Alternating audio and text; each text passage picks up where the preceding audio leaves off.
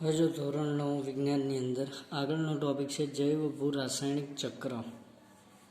તો જીવાવરણ ગતિશીલ અને સ્થાયી શાના દ્વારા બને છે, તે દ્વારા શું થાય છે? આ પ્રશ્ન પહેલો છે કે જીવાવરણ એટલે કે જે સજીવોનું આખું એક આવરણ છે એ ગતિશીલ અને સ્થાયી શેના દ્વારા બને? તો જીવાવરણના જૈવિક અને અજૈવિક ઘટકોની વચ્ચેની જે થતી આંતરિક ક્રિયા છે એ ગતિશીલ અને સ્થાયી બનાવે, અને આ આંતરક્રિયા દ્વારા જીવાવરણની વિવિધ ઘટકો વચ્ચે પદાર્થ એટલે કે નાઇટ્રોજન, ઓક્સિજન, કાર્બન, પાણી અને ઉર્જાનું સ્થળાંતરણ થાય, એટલે કે એકમાંથી બીજામાં વહન થતું હોય છે. ત્યાર પછીનો જે પ્રશ્ન છે એ છે ટૂંકનો લખો કુદરતમાં જલચક્ર. તેમાં પહેલો પોઈન્ટ જોઈએ તો જળ સ્ત્રોતમાંથી પાણીનું બાષ્પીભવન થતાં બાષ્પ વાતાવરણમાં જાય છે. હવે જો જળ સ્ત્રોત એટલે કે નદી, સરોવરો, તળાવ, દરિયો આ બધાની વાત આવી ગઈ. તો એ જળ સ્ત્રોતમાંથી પાણીનું બાષ્પીભવન થાય, અને આ બાષ્પીભવન થતાં બાષ્પ જે છે એ વાતાવરણમાં જાય છે, અને આ બાષ્પ ઠંડી પડી વરસાદના સ્વરૂપમાં પાણી પૃથ્વીની સપાટી પર પડે છે. હવે જો બાષ્પ ઠંડી પડે પછી વરસાદના સ્વરૂપમાં એટલે કે વરસાદ સ્વરૂપે જે એકઠું થયેલા નાના નાના પાણીના બુંદ સ્વરૂપ હોય એ પ્રમાણે પૃથ્વીની સપાટી પર પાછું આવે, તથા નદીઓ દ્વારા પાણી સમુદ્રમાં પહોંચે છે. તેને જલચક્ર કહેવાય. મૂળ બાષ્પીભવન થઈ જમીનની સપાટી પર, બરાબર, ભૂપૃષ્ઠીય જળ જેને કહેવાય, ભૂપૃષ્ઠીય જળ, બરાબર, જે જમીનની સપાટી ઉપર રહેલું પાણી છે. પછી જમીનની સપાટીની નીચે રહેલું પાણી હોય તો એને ભૂગર્ભીય જળ કહેવાય. તો એક છે ભૂપૃષ્ઠીય જળ, જે જમીનની સપાટીની ઉપર રહેલું પાણી છે, અને બીજું આવે ભૂગર્ભીય જળ, મતલબ જમીનની સપાટીની નીચેનું પાણી. એ માત્ર વરસાદ દ્વારા, જે કીધું હતું આગળ એક વખત કીધું કે વરસાદનું પાણી અંતઃસ્ત્રવણથી જમીનમાં ઊંડે ઉતરે ત્યારે ભૂગર્ભીય જળ સ્ત્રોત તરીકે સંગ્રહાય. તો માત્ર વરસાદ નહીં, ઘણી નદીઓ પણ એવી હોય છે જે જમીનમાં સમાઈ જતી હોય અથવા તો જમીનમાં જ એનો અંત થતો હોય, એ પણ પાણી ભૂગર્ભીય જળ તરીકે જ હોય. અને આ ગુજરાતમાં 3 નદી રહેલી છે. જે તળ ગુજરાતનો પ્રદેશ કહેવાય, એનો ઉપરનો ભાગ જોઈએ તો એમાં રહેલી 3 નદીઓ બનાસ, સરસ્વતી અને રૂપેણ. એમાંથી સરસ્વતી જે નદી છે, આમ તો 3 બનાસ, સરસ્વતી અને રૂપેણ, આ 3 નદીઓ જમીનમાં જ પૂર્ણ થઈ જાય. કચ્છના નાના રણમાં એ અંતઃસ્ત્રવણ પામી અને જતી રહેશે. તો આ નદીઓ શું કરે છે, તો ભૂગર્ભીય જળ વધારે, ત્યાં ભૂગર્ભીય જળ વધે છે, એટલે કે જમીનની સપાટીની નીચેનું જળ વધ્યું. જ્યારે ભૂપૃષ્ઠીય જળની વાત આવે છે એટલે કે જમીનની સપાટીની ઉપરનું જળ છે. તો આ ભૂપૃષ્ઠીય જળ છે એ બાષ્પીભવન પામી અને વાતાવરણમાં જાય, અને પાછું વાતાવરણમાં એ બાષ્પ ઠંડી પડતા વરસાદ સ્વરૂપે પાછું જમીનની સપાટી ઉપર આવે છે. તો આ પ્રકારે એક ચક્ર થયું કે જમીનની સપાટી ઉપરથી ગયેલું પાણી પાછું જમીન પર જ આવે. તો આને જલચક્ર કહેવાય. તો જલચક્ર એ ખરેખર મૃદાવરણ, વાતાવરણ અને જલાવરણ તથા સજીવો વચ્ચે થતું પાણીનું ચક્રીય વહન છે. તો જો મૃદાવરણ એટલે કે જમીન, ખડકો, આ બધું થયું. વાતાવરણ, હવા, વાયુઓનું સ્તર જે પણ રહેલું, અને જલાવરણ મતલબ પાણીનો સ્ત્રોત તથા સજીવો વચ્ચે પાણીનું ચક્રીય વહન છે. ચક્રીય એટલે કે જોવા જાવ તો એક ચક્ર સ્વરૂપે, એટલે કે જ્યાં હતા ત્યાંનું ત્યાં જ પાછું આવી જાય. સપાટીય જળ સૂર્ય ઉષ્માથી બાષ્પીભવન પામી બાષ્પમાં ફેરવાય છે. મતલબ જે ભૂપૃષ્ઠીય જળની વાત કરીએ એટલે સપાટી પર રહેલું જળ છે, પાણી, એ બાષ્પીભવન પામી અને બાષ્પ સ્વરૂપમાં ફેરવાઈ જાય. વનસ્પતિઓમાં બાષ્પોત્સર્જનની ક્રિયા દ્વારા, સજીવોમાં શ્વસનની ક્રિયા દ્વારા પાણીની બાષ્પ ગુમાવાય છે. હવે જો વનસ્પતિ જે બાષ્પીભવનની ક્રિયા છે એટલે વધારાની બાષ્પ બહાર કાઢે છે.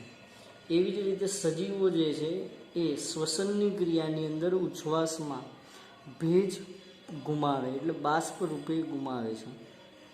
આ બાષ્પ જે છે વાતાવરણમાં ઊંચે જાય અને ઠંડી પડે છે. બાષ્પ છે એ વાતાવરણમાં ઉપર જતાં ઠંડી પડે.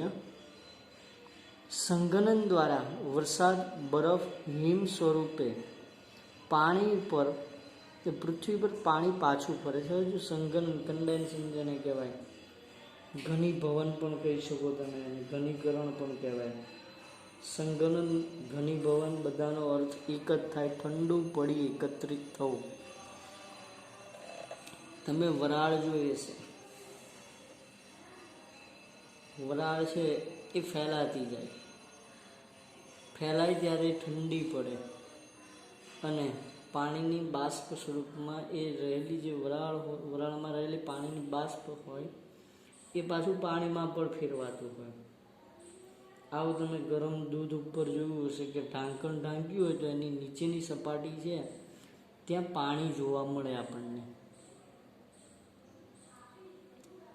ત્યાર પછી વરસાદ સ્વરૂપે આવતા પાણીનો કેટલોક ભાગ ભૂમિમાં શોષાઈને ભૂમિય જળ તરીકે વહે છે. મતલબ જે હમણાં કીધું ભૂગર્ભીય જળ. કેટલાક ભૂમિય જળ ઝરણા દ્વારા સપાટી પર આવે છે. હવે કેટલુંક જે ભૂમિય જળ છે એ ઝરણા દ્વારા સપાટી પર આવે અને વરસાદ રૂપે આવતા પાણીનો કેટલોક ભાગ જળાશયો, નદી, કૂવા વગેરેમાં આવે છે. આ જે વરસાદ સ્વરૂપે પાણી આવે છે એમાંથી કેટલોક ભાગ એવી રીતે પણ આવે. તો ત્યાર પછી જોઈએ તો એક ચિત્ર આપેલું તમને અહીંયા, બરાબર. ચિત્રની અંદર તમે જોઈ શકો છો કે સૂર્યની ગરમીને કારણે બાષ્પોત્સર્જનની ક્રિયા થઈ, બાષ્પીભવનની ક્રિયા થઈ, જેના કારણે પાણીની વરાળ ઉપર તરફ જાય છે. પછી ઉપરથી સંઘનન થયું એટલે વાદળા બન્યા અને આ વાદળામાંથી વરસાદ આવ્યો. વરસાદ જે આવે છે એમની અંદર તમે જોઈ શકો છો હિમ સ્વરૂપનું જળ પણ છે. મતલબ વરસાદ સપાટી પર પડશે તથા હિમ સ્વરૂપે જે પાણી એટલે કે બરફ છે એના ઓગળવાથી પણ પાણી મળે છે. તો આગળનો પોઈન્ટ જોઈએ તો આપણા રોજિંદા જીવનમાં ઉપયોગ માટે આ જળ સ્ત્રોતનો ઉપયોગ કરવામાં આવે છે. આપણા રોજિંદા જીવનની અંદર આપણે આ જળ સ્ત્રોત પાણીનો ઉપયોગ કરીએ છીએ. વનસ્પતિઓ મૂળ દ્વારા ભૂમિય જળનું શોષણ કરે છે. એટલે મૂળ છે વનસ્પતિના મૂળ, એના દ્વારા જે જમીનમાં રહેલું પાણી છે એને શોષવામાં આવે. અન્ય સજીવો, જીવજંતુઓ, સ્થળજ પ્રાણીઓ વિવિધ ક્રિયાઓમાં પાણીનો જ ઉપયોગ કરે છે. આપણે બધા જ પાણી ઉપર આધાર રાખીએ સજીવો. પાણી ઘણા બધા પદાર્થને દ્રાવ્ય કરવા માટે સક્ષમ દ્રાવક છે. પાણી જ્યાંથી પસાર થાય તેમ તેમાં વિવિધ ખનિજો દ્રાવ્ય થાય છે. જો જમીન છે, ખડકો જે બનેલા છે એમાં વિવિધ પ્રકારની ખનિજો રહેલી છે. ખનિજ એ કાચી ધાતુ પણ કહી શકો તમે, બરાબર. એમાંથી કાચી ધાતુ મેળવવામાં. ખનિજ છે એ ઘણી આમ જોવા જાવ તો ઘણા બધા તત્વોનું મિશ્રણ પણ હોય.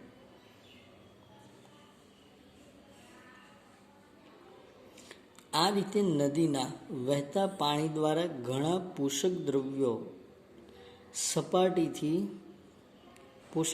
સપાટીથી દરિયા કે સમુદ્રમાં જાય છે અને દરિયાઈ સજીવોને ઉપયોગમાં લેવાય છે. દરિયા અને સમુદ્રમાં આવતું પાણી પુનઃ બાષ્પીભવન પામે છે, એટલે ફરીથી બાષ્પીભવન પામી બાષ્પમાં રૂપાંતર પામે અને જલચક્ર ચાલતું રહે છે. એટલે આજે એનું જલચક્ર છે એ પણ ચાલતું રહેશે. ત્યાર પછીનો ટોપિક જે છે પ્રશ્ન એ છે નાઇટ્રોજન ચક્ર સમજાવો. તો જો નિવસન તંત્રમાં જોવા મળતું સૌથી અગત્યનું પોષણ ચક્ર જે છે એ નાઇટ્રોજન ચક્ર છે. નાઇટ્રોજનનું પ્રમાણ અને મહત્ત્વ છે તો વાતાવરણની હવામાં 78% વાયુ સ્વરૂપે જે તત્વ રહેલું છે એ છે નાઇટ્રોજન. હવે નાઇટ્રોજન જે છે એ વાતાવરણમાં સૌથી વધારે પ્રમાણમાં રહેલું છે. ત્યાર પછી જોઈએ તો સજીવોમાં પ્રોટીનના બંધારણીય એકમ એમિનો એસિડ તેમજ ન્યુક્લિક એસિડ, જેમાં RNA રિબોન્યુક્લિક એસિડ અને DNA બરાબર ડીઓક્સી ન્યુક્લિક એસિડ જેને કહેવાય, જેવા જટિલ કાર્બનિક અણુઓના નિર્માણ અને કેટલાક વિટામિન્સ માટે નાઇટ્રોજન તત્વ અગત્યનું છે. જૈવિક રીતે અગત્યના સંયોજનો આલ્કલોઇડ અને યુરિયામાં બંધારણીય ઘટક નાઇટ્રોજન હોય છે. નાઇટ્રોજન છે એ બીજે પણ ઉપયોગમાં છે, જેમ કે યુરિયા છે એ રાસાયણિક ખાતર છે. આ રાસાયણિક ખાતર બનાવવામાં જે નાઇટ્રોજન તત્વ છે એ ખૂબ જ મહત્વનું છે. તમે જો ઘણી વનસ્પતિ એવી જેને રાસાયણિક ખાતર આપે ને તો જલ્દી વૃદ્ધિ પામે. તે વૃદ્ધિ પામવા પાછળનું કારણ એક જ હોય કે એને મળતું નાઇટ્રોજન. ત્યાર પછી છે નાઇટ્રોજનનું સ્થાપન, કે કેવી રીતે વનસ્પતિમાં નાઇટ્રોજનનું સ્થાપન થાય. તો બધા સજીવો મુક્ત નાઇટ્રોજનનો સીધો ઉપયોગ કરી શકતા નથી. જે 78% નાઇટ્રોજન વાતાવરણમાં રહેલું છે એ દરેક સજીવો સીધો ઉપયોગ ન કરી શકે. આપણે આપણા શરીરમાં પ્રોટીન માટે ડાયરેક્ટ નાઇટ્રોજનનો ઉપયોગ કરતા નથી. આથી વાતાવરણમાં નાઇટ્રોજનનું તેના ક્ષારમાં રૂપાંતર થવાની ક્રિયાને નાઇટ્રોજનનું સ્થાપન કહેવાય. જો નાઇટ્રોજન છે એને અમુક એના ક્ષારમાં રૂપાંતરણ કરી ત્યાર પછી વનસ્પતિ દ્વારા ઉપયોગમાં લેવાતું હોય. તો નાઇટ્રોજન સ્થાપન બે રીતે જોવા મળે છે. એક રાસાયણિક નાઇટ્રોજનનું સ્થાપન અને બીજું છે જૈવ નાઇટ્રોજનનું સ્થાપન. એમાંથી પહેલું જોઈએ કે રાસાયણિક નાઇટ્રોજન સ્થાપન. તો આ જે ક્રિયા છે એ છે આકાશમાં વીજળીના ચમકારા દ્વારા ઊંચા તાપમાને અને ઊંચા દબાણે વાયુરૂપ નાઇટ્રોજનનું તેના ઓક્સાઇડ નાઇટ્રોજન ડાયોક્સાઇડમાં સ્થાપન થાય. તો તમે જોઈ શકો છો કે અહીંયા આગળ નાઇટ્રોજન છે એ કેવી રીતે નાઇટ્રોજન ડાયોક્સાઇડ બને. જ્યારે આકાશમાં વીજળી થાય ત્યારે તાપમાન પણ વધે. તાપમાન વધવાને કારણે દબાણ વધે. આ તાપમાન અને દબાણ વધવાને લીધે એની અસર નાઇટ્રોજન અને ઓક્સિજનની રાસાયણિક પ્રક્રિયા ઉપર થાય, જેના કારણે નાઇટ્રોજન ડાયોક્સાઇડ થાય. આ ઓક્સાઇડ પાણીમાં દ્રાવ્ય થઈ, આ જે ઓક્સાઇડ છે પાણીમાં દ્રાવ્ય થઈ જાય અને નાઇટ્રિક એસિડ તથા નાઇટ્રસ એસિડ સ્વરૂપે વરસાદના પાણી સાથે મૃદાવરણ અને જલાવરણમાં પ્રવેશે છે. જો નાઇટ્રિક એસિડ અથવા નાઇટ્રસ એસિડ સ્વરૂપે પાછું જમીન ઉપર આવશે અને ત્યારે વિવિધ સજીવો દ્વારા તેને ફરીથી ઉપયોગમાં લેવાય. પછી બીજી જે ક્રિયા છે એ જૈવ નાઇટ્રોજન સ્થાપન, એટલે કે જૈવિક રીતે નાઇટ્રોજનનું સ્થાપન. તો એ કઈ રીતે થાય એ જુઓ. તો એમાં છે કે રાસાયણિક નાઇટ્રોજનનું સ્થાપન કરતાં જૈવ નાઇટ્રોજનનું સ્થાપન અનેક ગણું વધારે હોય છે. કેમ કે રાસાયણિક રીતે જે થતું હોય એમાં તમે જુઓ, પહેલી વસ્તુ તો વીજળીના ચમકારા એક એવી ઘટના છે પૃથ્વી ઉપર દર સેકન્ડે ચાલી રહી. પરંતુ દિવસે આપણે વધારે પ્રકાશના કારણે જોઈ નથી શકતા અને ઘણું એવું હોય કે જે પૃથ્વીના બીજા ભાગમાં થતા હોય અને આવી ઘટનાઓ તો રેગ્યુલર ચાલુ જ છે. તો એના કારણે બીજું એવું છે કે દરેક જગ્યાએ વરસાદ એક સરખો નથી હોતો. જેમ કે આપણે અહીંયા આગળ ઋતુચક્ર છે, તો દરેક જગ્યાએ આવું ઋતુચક્ર હોવું જરૂરી પણ નથી, કારણ કે દરેકની આબોહવા અલગ અલગ છે. બરાબર, આપણે ગરમ અને ભેજવાળી આબોહવામાં રહીએ છીએ, જ્યારે દરેકમાં કંઈ આવી જ આબોહવા નથી, જેના કારણે ત્યાં ઋતુચક્ર પણ અલગ અલગ હોય. જેમ કે વેસ્ટ ઇન્ડિઝની વાત કરીએ તો આવા વેસ્ટ ઇન્ડિઝ જેવા ટાપુ પ્રદેશો જે છે ત્યાં બધી બાજુ દરિયો રહેલો, જેના કારણે બાષ્પીભવન તો સતત થતું રહે. તેથી ત્યાં વરસાદ માટે કોઈ ચોક્કસ ઋતુ ના હોય, ગમે ત્યારે વરસાદ પડે એ રેગ્યુલર છે ત્યાંની આબોહવા મુજબ. તો એના કારણે નાઇટ્રોજનનું સ્થાપન ત્યાં જે નાઇટ્રિક એસિડ અને નાઇટ્રસ એસિડ સ્વરૂપે પૃથ્વી પર પાછા હોય એટલે જમીન ઉપર પાછા આવવાની જે ક્રિયા છે એ ઘણી ઓછી હોય. જ્યારે એની સરખામણીમાં જોવા જાઓ તો જૈવિક રીતે જે આ નાઇટ્રોજનનું સ્થાપન થાય છે એની ક્રિયા ખૂબ જ વધારે હોય, કારણ કે તેમાં સજીવ ભાગ લે છે. તો સિમ્બી કુળની વનસ્પતિઓ, સિમ્બી કુળની વનસ્પતિ એટલે કઠોળ વર્ગની વનસ્પતિ, બરાબર. વાલ, ચણા, મગ, મઠ, આ બધું જેના મૂળમાં એ જે જમીનમાં જે મૂળ રહેલા છે, વિશિષ્ટ પ્રકારની સંરચના મૂળ ગંડિકામાં રહેલા સહજીવી બેક્ટેરિયા. હવે જે વિશિષ્ટ પ્રકારની જે સંરચના છે, મતલબ એના જે મૂળ છે ત્યાં જે પ્રકારની ગંડિકા એટલે કે ગાંઠ જેવી રચના હોય ત્યાં સહજીવી બેક્ટેરિયા, મતલબ સહજીવન વિતાવતા બેક્ટેરિયા. અને આ બેક્ટેરિયા એવી કઠોળ વર્ગની વનસ્પતિમાં જ જોવા મળે. એની પાછળનું કારણ હવે જુઓ તો આ બેક્ટેરિયા છે એ વનસ્પતિને નાઇટ્રોજન આપે છે. તો વનસ્પતિ સામે એને રક્ષણ અને રહેઠાણ આપે તથા ખોરાક આપે. એના કારણે બેક્ટેરિયાનું કામ પણ થઈ જાય, એને રહેઠાણ મળી ગયું, રક્ષણ મળી ગયું, ખોરાક મળી ગયો, બરાબર. બેક્ટેરિયાને 3 વસ્તુ મળી જાય. તો વનસ્પતિ શું લેશે એની પાસે? નાઇટ્રોજન. હવે કેવી રીતે? તો જો રાઇઝોબિયમ જે બેક્ટેરિયા છે એનું નામ છે રાઇઝોબિયમ. ભૂમિમાં રહેલા કેટલાક મુક્તજીવી બેક્ટેરિયા નાઇટ્રોજનની ક્ષમતા ધરાવે છે. સ્થાપનની ક્ષમતા, મતલબ આ બેક્ટેરિયા શું કરે છે તો એ બેક્ટેરિયાને ક્ષાર સ્વરૂપમાં એ બેક્ટેરિયા જે છે નાઇટ્રોજનને ક્ષાર સ્વરૂપમાં રૂપાંતરિત કરી અને વનસ્પતિ એનો ઉપયોગ કરી શકે એવા સ્વરૂપમાં ફેરવી દે. તો આ સજીવો વાતાવરણના નાઇટ્રોજનનું એમોનિફિકેશનની ક્રિયા દ્વારા એમોનિયામાં રૂપાંતર કરે, એટલે NH3 બનાવે. એમોનિયા જે છે NH3 એ નાઇટ્રિકીકરણની ક્રિયા દ્વારા નાઇટ્રાઇટ NO2- ઉપર આવે તથા નાઇટ્રેટ NO3- આ બંને માઇનસ છે એની સંયોજકતા બતાવે -1 એમાં ફેરવાય. તથા નાઇટ્રોજન ચક્ર જે છે એ દર્શાવતી એક આકૃતિ તમને અહીંયા આપેલી છે. તો એમાં જોઈ શકો છો વાતાવરણમાંનો જે નાઇટ્રોજન છે એ વાતાવરણનો નાઇટ્રોજન પહેલું તો જોઈએ તો નાઇટ્રોજનનું સ્થાપન થાય ત્યારે નાઇટ્રિફિકેશન થાય અને આ નાઇટ્રિફિકેશનથી વાતાવરણ અને ઔદ્યોગિક સ્થાપન જેમાં ઉપયોગ થાય, પછી પાછું નાઇટ્રિફિકેશન થાય અને નાઇટ્રેટ્સમાં રૂપાંતર થાય, પછી ડિનાઇટ્રિફિકેશનનો અર્થ થાય નાઇટ્રોજન અલગ થવાની ક્રિયા, પાછો વાતાવરણમાં નાઇટ્રોજન આવી જાય. બીજી ક્રિયા એવી રીતે થાય છે તો જોઈ શકીએ છીએ કે જીવરસ જે લીલી વનસ્પતિ છે એ લીલી વનસ્પતિ શું કરે છે? નાઇટ્રસ જે છે એ લીલી વનસ્પતિ લેશે. અહીંયાથી નાઇટ્રસ છે ક્યાં ગયું? લીલી વનસ્પતિમાં. આ લીલી વનસ્પતિમાંથી કોણ લેશે? જીવરસ, પ્રાણીઓમાં એમોનિયા સ્વરૂપે આવે તથા આમાં એમોનિફિકેશન થાય અને એમોનિયા બને છે, જેમાંથી નાઇટ્રાઇટ્સ બને અને પાછું નાઇટ્રટ્સ બની જાય.